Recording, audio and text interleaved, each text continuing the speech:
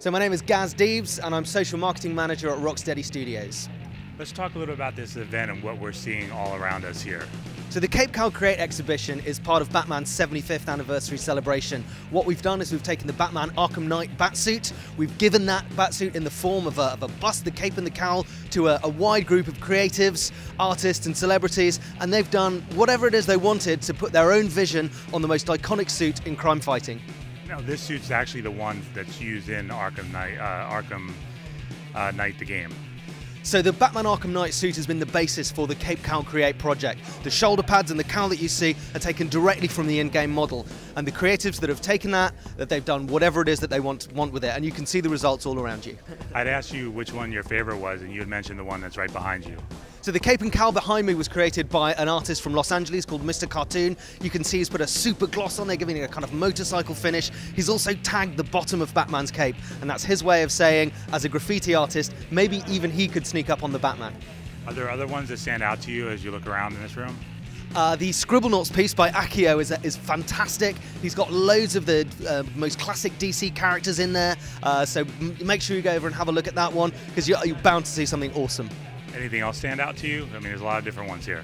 Well, we've got five actually cape and cowl busts also on the DC booth. There's one that was designed by the concept art team at Rocksteady Studios, so make sure you check that one out. It's a black and white piece influenced by Frank Miller.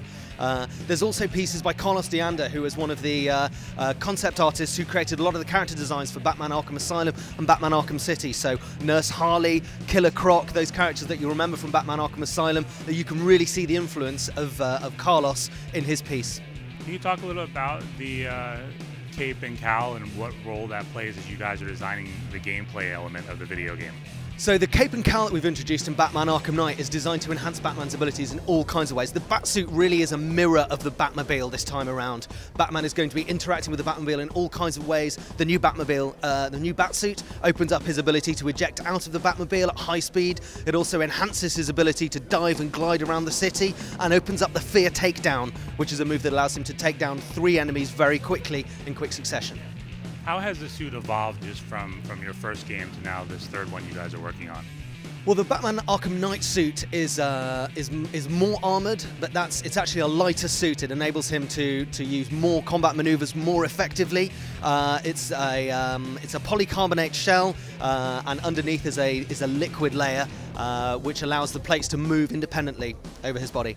You guys create replicas of these as you're designing from a gameplay perspective, so you can see it in real life?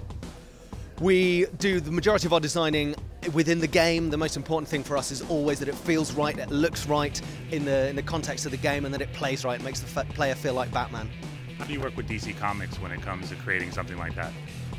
We work really closely with DC Comics throughout the process. It's a really organic, creative process that enables us to get the best out of DC, their knowledge of the extended universe of what works in their context, but also them giving us the trust to create what works as a Batman game and makes players feel like Batman. What do you think it is that has kept Batman going strong now for 75 years? That's a huge question. What is it that makes Batman such a popular character after 75 years? I think it's because everyone has their own vision of Batman and their own version of him inside that they can identify with. Whether it's the moral guardian, the guy with a moral compass that always points true north, the champion of justice, the world's greatest detective, the Caped Crusader, or the Dark Knight. The Dark Knight has also been able to sustain himself with lots of different actors over the years. What are your thoughts on Ben Affleck playing Batman? Really looking forward to seeing what Ben Affleck and Zack Snyder can do.